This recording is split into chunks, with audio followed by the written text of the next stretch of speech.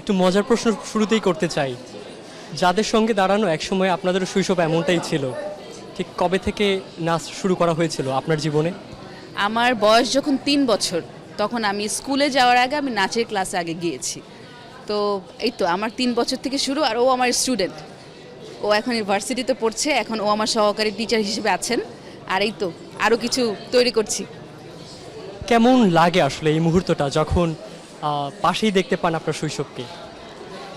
এইটা না আসলে মানে আমি কিভাবে বলবো আমি জানি না, কারণ আমার মনে হয় যে ওরা নাচছে না, আমি নাচছি। ওরা যখনই স্টেজে যায়, স্টেজে যাওয়ার আগে আমি মনে হয় আমি নাচছি। আর ওরা আমাকে এত প্রাউড ফিল করায় সব ক্ষেত্রে, সব বিষয়ে। আমার তখন আর মানে আমি সব ভুলে যাই। ওদের এত বকি, আমি কখন গায়ে হাত তুলি না, বকি, খুব বকি ওদের ওদের ওদেরকে জিজ্ঞেস করে দেখেন, আমি খুবই বকি। কিন্তু ওরা আসলে ওই ওই ফলাফলটা আমাকে এত সুন্দর দেয় যে আমি সব ভুলে যাই, সব। আর এইবারও তাই করেছে। আমি কম্পিটিশনে খুব কম সময় পেয়েছি, বাচ্চাদের পরীক্ষা ছিল। তারপরে আমি 2 দিন ওদেরকে প্রিপেয়ার করেছি।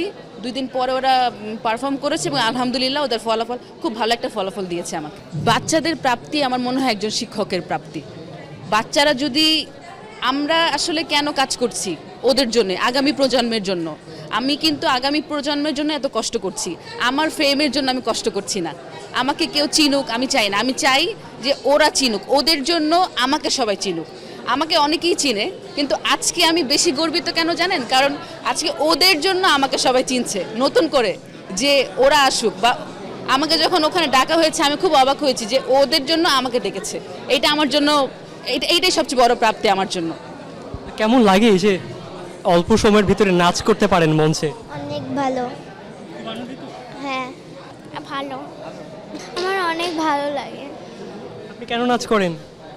আমার টিচারের জন্য। কতটুকু ভালো লাগে কাজ করে এই যে অল্প সময়ের মধ্যেই নাচ করতে পারেন, অসংখ্য দর্শক দেখে, করতালি দেয়? ভালো লাগে, অনেক ভালো লাগে। একটু আপনার কাছে আসতে চাই, এই যে পাশে শিক্ষক দাঁড়ানো, আবার আপনি তাদের শিক্ষক, এই যে জার্নিটা কতটুকু ভিন্নতা দিচ্ছে আপনার লাইফের জার্নিতে? আমার জন্য এটা খুবই ভিন্নতা একটা, কারণ হচ্ছে ইলমা আপু হচ্ছে আমার বোন। আমার বোনের থেকেও বেশি আমার সব কিছু বলেন, আমার প্রবলেম বলেন, নাচ, কস্টিউম সব কিছু ছোটোবেলা থেকে আমি ইলমাপুর কাছে শেয়ার করতাম। ইলমাপু আমাকে হেল্প করতো। দেন আস্তে আস্তে ওর হাতে খড়িতে আমি বড় হলাম। এরপর আপুর থেকে আমি আপুর পাশে এখন শিক্ষক হয়ে দাঁড়াচ্ছি।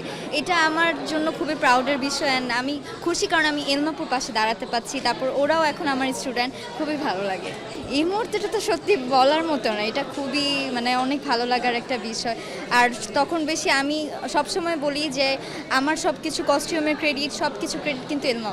আমি কখনো বলি না যে হ্যাঁ আমি এখানে নাচ করছি, আমি ওখানে নাচ করছি, কারণ আমার বলতে হবে আমার শিক্ষককে আমার ক্রেডিট দিতে হবে। আমি আমাদের স্টুডেন্টদেরকে নিয়েও অনেক কিছু বলি, সবসময় স্টেজে পারফরমেন্স বলে সব কিছুই বলে। আপনি কেন নাচ করেন? আমার ছোটবেলা থেকে ইচ্ছে ছিল নাচ শেখার, তার জন্য। পরিবারে আর কি কেউ নাচ পারে বা নাচ করে? না, বন্ধুরা কিভাবে দেখে যখন আপনি নাচ করেন? বন্ধু কিছু বলে? না, আমাকেও সবসময় আমার ফ্রেন্ডরা অনেক অ্যাপ্রিসিয়েট করে, আমাকে হেল্প করে। আমাকে সবসময় বলে আরও সুন্দর করে নাচ করতে, আমার নাচ অনেক সুন্দর হয়েছে এভাবে। এখানে বলতে গেলে সবাই আমার বেস্ট ফ্রেন্ড।